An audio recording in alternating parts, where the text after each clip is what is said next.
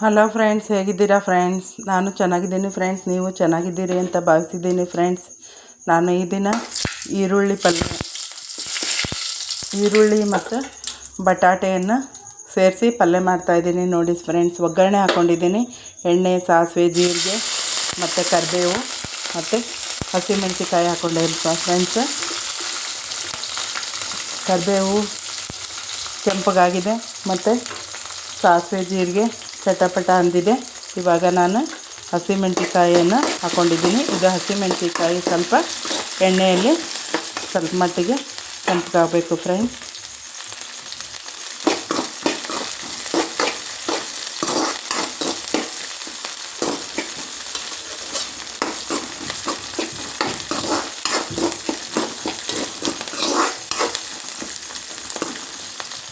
ಇದಕ್ಕೆ ಮತ್ತೆ ನಾನು ಹೆಚ್ಚಿಟ್ಟುಕೊಂಡಿರ್ತಕ್ಕಂಥ ಈರುಳ್ಳಿಯನ್ನು ಹಾಕಿದೆ.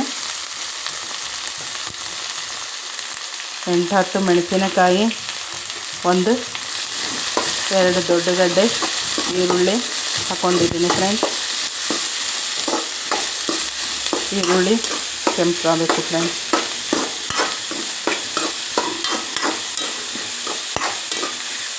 ಸ್ವಲ್ಪ ಕೆಂಪಾದರೆ ಸಾಕು ಫ್ರೆಂಡ್ಸ್.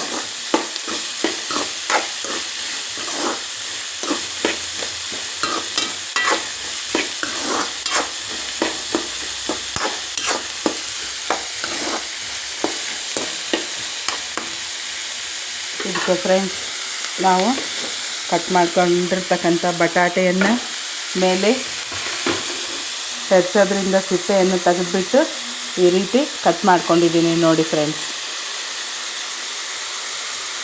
ಇದನ್ನು ನಾನು ಹಾಕೋತಾ ಇದ್ದೀನಿ ಫ್ರೆಂಡ್ಸ್. ಇದನ್ನು ಹಾಕ್ಕೊಂಡು ಚೆನ್ನಾಗಿ ಮಿಕ್ಸ್ ಮಾಡಬೇಕು ಫ್ರೆಂಡ್ಸ್.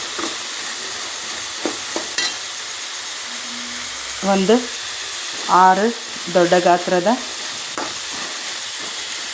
ಬಟಾಟೆಯನ್ನು ಈ ರೀತಿ ಮೇಲಿದ್ದು ಸಿಪ್ಪೆ ಹೆರ್ಕೊಂಡ್ಬಿಟ್ಟು ಕಟ್ ಮಾಡಿ ಇಟ್ಕೊಂಡಿದ್ದೀನಿ ಫ್ರೆಂಡ್ಸ್. ಅದನ್ನು ಸ್ವಲ್ಪ ಹಾಕ್ತಾ ತಿರುತ್ತಾ ಇದ್ದೀನಿ ಫ್ರೆಂಡ್ಸ್. ಇದಕ್ಕೆ ಒಂದು ಅರ್ಧ ಸ್ಪೂನಷ್ಟು ಅರಿಶಿನ, 1.5 ಚಮಚದಷ್ಟು ಉಪ್ಪು ಮತ್ತು 1 ಚಮಚದಷ್ಟು ಮಸಾಲೆ ಖಾರವನ್ನು ಹಾಕ್ಕೊಂಡಿದ್ದೀನಿ ಫ್ರೆಂಡ್ಸ್. ಈ ಎಲ್ಲ ಪೊಟ್ಯಾಟೋವನ್ನು ತಿರುಗಿಬಿಟ್ಟು ಇದಕ್ಕೆ ನೀರು ಹಾಕಿ ಸ್ವಲ್ಪ ಮಟ್ಟಿಗೆ ಕುದಿಸ್ಕೊತೀನಿ ಫ್ರೆಂಡ್ಸ್. ನೋಡಿ ಫ್ರೆಂಡ್ಸ್, ನೀರು ಹಾಕಿದ್ದೀನಿ.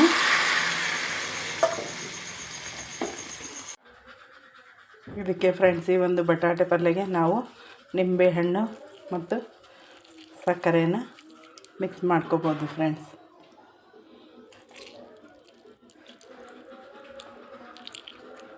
ಬೀಜ ತೆಗೆದುಬಿಟ್ಟು ಈ ಒಂದು ರಸವನ್ನು ಹಾಕ್ಕೊಳ್ಬೇಕು ಫ್ರೆಂಡ್ಸ್. ಕುದಿಯುವಾಗ ಹಾಕೋಬಾರ್ದು ಫ್ರೆಂಡ್ಸ್. ಕುದ್ದಾದಮೇಲೆ ನಾವು ಕೆಳಗಿಳಿಸ್ತೀವಲ್ಲ ಆವಾಗ ಹಾಕ್ಕೊಂಡು ಮಿಕ್ಸ್ ಮಾಡ್ಕೋಬೇಕು ಫ್ರೆಂಡ್ಸ್. ಬೀಜ ತೆಗಿಬೇಕು ಫ್ರೆಂಡ್ಸ್.